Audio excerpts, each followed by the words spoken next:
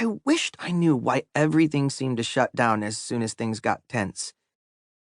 It's not like I wanted to feel trapped or anxious. If I could have pinpointed when it started, well, that might have helped, but I wasn't even sure of that. The Greek goldfish cracker disaster of '09? The first-grade garbage man fiasco? Something broken from birth? I suppose it didn't matter. What did was how I felt any time it happened. It was as if my brain ripped in half. Sometimes I could actually hear it, like a piece of paper slowly being torn in two. One part of my brain kept talking, telling my voice to speak, my arms to move, my lungs to breathe. The other half just said, nope.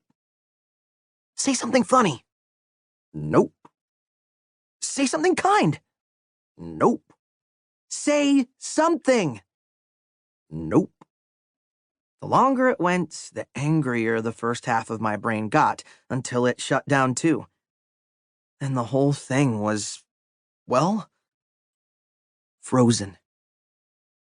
It happened any time I had to talk to people I didn't know, or when I was in front of crowds, or if I had to explain myself to an adult.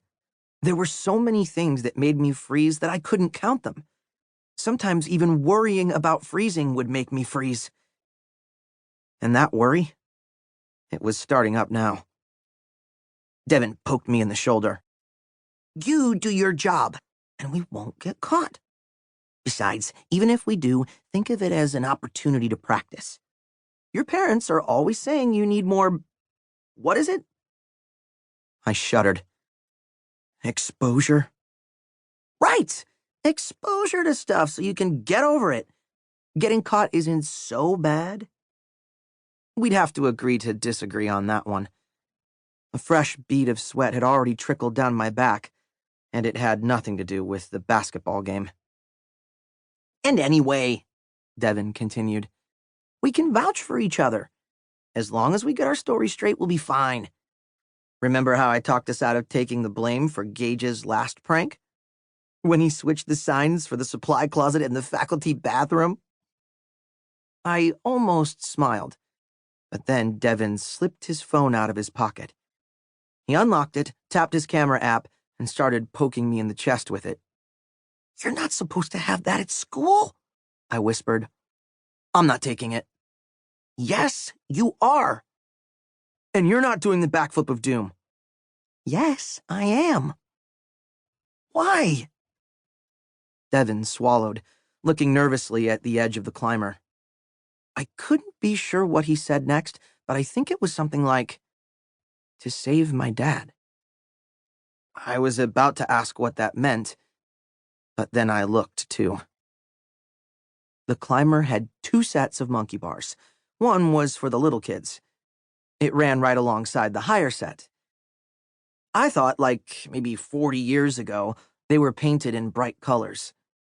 But now all that was left were little patches of red and yellow, where kids' hands and feet couldn't reach so easily. The biggest of those patches sat on the side rail of the higher set of monkey bars. It looked like North America if you tried to wrap our continent around a Pepsi can. That patch was infamous at Bennett C. Riley, because that's where you sat if you were going for it. It was 1979, or so the story went. Maddie Prufrock, 7th grade legend, was a gymnast. Eventually got a college scholarship for it and went to UCLA or something. Anyway, Maddie climbed up there and sat in that exact spot. After licking the tip of her finger to test the wind, she closed her eyes, tucked her legs up to her chest, put her arms in the air, and fell backward. Without being able to see where she was going, she flipped upside down, dropped a few feet, and managed to grab on to 2 of the rungs of the lower monkey bars, like she was doing a handstand on solid ground. She held that pose for a second, just because she could. Both legs together and pointed skyward, like the barrels of a shotgun raised in salute. Then she calmly completed the flip, bringing her legs over and down to shoot through the bars beneath her. Bang! Just like that. And she stuck the landing. The double-barreled monkey bar backflip of doom was born. I had never even daydreamed about trying it. I was only 12, but nearly 6 feet tall, and most of that was goofy arms and legs, good for grabbing rebounds above the other kids, terrible at fitting into tiny spaces. I looked back at Devin. At least he had a shot, what with how small he was. Of course, being smaller also meant he had that much farther to fall. Take your phone, Devin. If you're going to be stupid enough to try this, I have to be there to catch you. He pushed the phone back at me. No way! It won't count if you catch me. I'm pretty sure that's where the of doom comes in. If there's a big kid there to spot you, it isn't nearly as doomful. It might not even be pitiful or fretful. Nobody talks about the double-barreled monkey bar backflip of fretting. That's because it doesn't exist. Devin snapped his fingers and pointed at me. Exactly. And what if I just grab you and hold you down until the bell rings? Then I punch you in the face. I wished I could say that was the end of the story. That I grabbed him, he walloped me good, and it was over with. That would have been so much easier than what actually happened. But how was I to know? No. I took the phone again, like a good friend, like a moron, and hit record. You're going to tell me why you're doing this afterward, right?